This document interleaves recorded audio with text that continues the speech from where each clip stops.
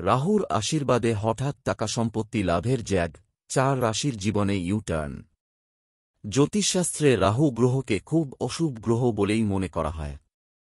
এই গ্রহ যখন ঘর পরিবর্তন করে বা বিপরীতমুখী হয় তখন 12 রাশির ব্যক্তিদের উপর নানান প্রভাব ফেলে।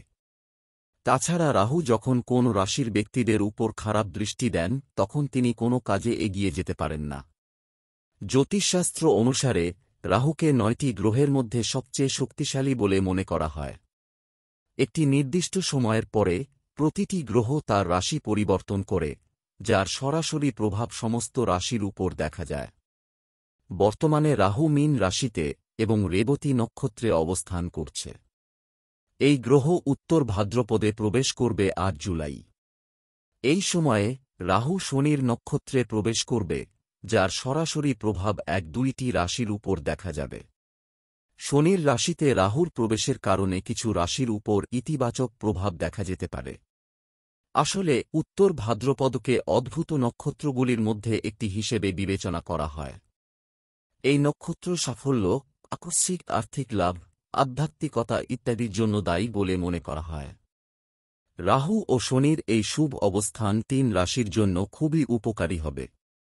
রাহু 8 জুলাই সোমবার ভোর 4:01 শনির নক্ষত্র উত্তর ভাদ্রপদে প্রবেশ করবে, যা 3টি রাশিকে লাভবান করবে: মেষ রাশি, বৃষ রাশি, মিথুন রাশি।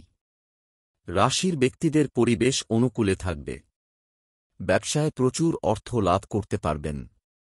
আয়ের নতুন খুঁজে পাবেন। সন্তানের মনের ইচ্ছা পূরণ হবে। পরিবারের সকলের সঙ্গে এদের শুভ সম্পর্ক বজায় থাকবে। এদের মানসিক চাপ আস্তে আস্তে কমতে থাকবে। তাছাড়া যদি দূরে কোথাও ঘুরতে যেতে চান যেতে পারেন। সেখান থেকে অর্থ লাভের সম্ভাবনা রয়েছে আপনার। সিংহ রাশি, কর্কট রাশি, কন্যা রাশি। রাশির জাতক জাতিকাদের উপর রাহুর শুভ প্রভাব পড়বে। তাই এই সময় আপনি সকল কাজে এগোতে পারবেন। এই সময় অনেক আয় করতে পারবেন আপনি। নতুন সম্পত্তি কিনতে পারেন। দাম্পত্য জীবনেও আপনি সুখী হবেন। অংশীদারিত্ব ব্যবসায় বিনিয়োগ করতে পারেন। সেখান থেকে আপনার আয় হবে। পরিবারের সকলের সঙ্গে সুসম্পর্ক বজায় থাকবে। তাছাড়া আপনি যদি দূরে কোথাও ঘুরতে যেতে চান যেতে পারেন।